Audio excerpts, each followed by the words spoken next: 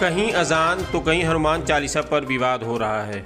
इसी बीच उत्तर प्रदेश की योगी सरकार ने धार्मिक स्थलों से लाउड स्पीकर की संख्या कम करने और धार्मिक परिसर में ही आवाज़ रहे, इसके लिए नई गाइडलाइन जारी की गई है।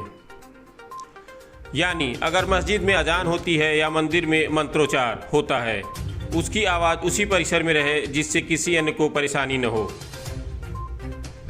हालांकि प्रयागराज में अधिकतर मंदिर और मस्जिदों में पुरानी गाइडलाइन के हिसाब से ही साउंड सेट किया गया है और मानक के अनुरूप स्पीकर भी लगाए गए हैं। तो हम समझते हैं इलाहाबाद की सबसे पुरानी सबसे पहली मस्जिद है और बहुत पुरानी 400 साल पुरानी मस्जिद शाहजहाँ के ज़माने की है।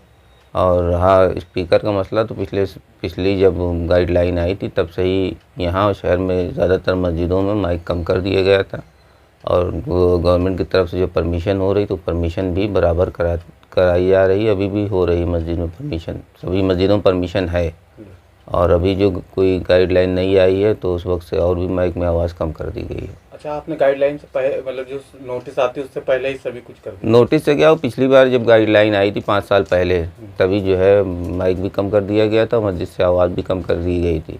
अभी चूँकि रमज़ान आ गया था इस वजह से थोड़ी सी आवाज़ बढ़ाई गई थी, जब नई गाइडलाइन आई तो आवाज़ और कम कर दी गई। इससे पहले न कभी अजान पर विवाद हुआ और न कभी हनुमान चालीसा पर। अगल बगल मंदिर मस्जिद होने के बावजूद भी इस पर कभी विवाद सामने नहीं आया। यहाँ तक कि मुहर्रम और दशहरा एक साथ हुआ, लेकिन न हिंदू को परेशानी हुई न मुस्लिम को। लेकिन इधर कुछ दिनों से जमकर धार्मिक वैमनस्यता फैलाने की कोशिश की जा रही है।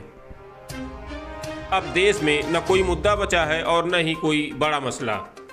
देश और प्रदेश के लिए इन दिनों बड़ा मुद्दा बना है मंदिर में लाउड स्पीकर कितने हैं, हनुमान चालीसा से किसको परेशानी हो रही है। हमारी जो सेंट्रल पीस कमेटी है उसमें भी सभी लोगों को बुला के वार्ता की गई थी और इस पर समझने ने सहमत भी व्यक्त किया कि जो हमारे पहले से अनुमति प्राप्त जो लगे हुए हैं लाउड स्पीकर वो निर्धारित ऑनरेबल सुप्रीम कोर्ट के निर्धारित सीमा में ही रहेंगे।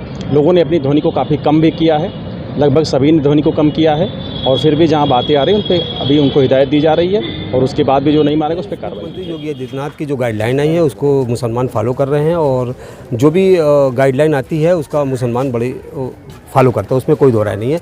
और उत्तर प्रदेश नहीं, पूरे इलाहाबाद में ऐतिहासिक जामा मस्जिद है और शाही मस्जिद है, तमाम जगहों मस्जिद हम लोगों ने मुआयना किया, तब जगह गए जहाँ पे भी ज़्यादा स्पीकर थे वहाँ पे उसको कम किया गया कि जहाँ पे 4-6 थे वहाँ पे 2 लगाया गया है और उसके बाद वो जो साउंड है उसको कम किया गया है ताकि वो उसी के अफराद में रहे, साउंड का जो आवाज़ है बाहर ना जाए। ख़ास तौर पे सुबह फजर में भी जो 5:30 बजे अजान होती है तो उसमें भी साउंड ज़्यादा ना हो तो उसका भी ख्याल रखा गया कि किसी को दिक्कत ना हो, कि जो शासन का है उसको हम लोग को फॉलो कर रहे हैं। और एक चीज़ और बताते रहे कि हम लोग जैसे ही शासन प्रदेश मुख्यमंत्री योगी आदित्यनाथ का आदेश आया उसी समय हम लोगों ने उसको फॉलो किया और हम लोगों को कोई ना नोटिस ना कोई वो मिला, लेकिन फिर भी हम लोगों ने पूरा उसको निभाया और कानून का पूरा सम्मान करते हैं।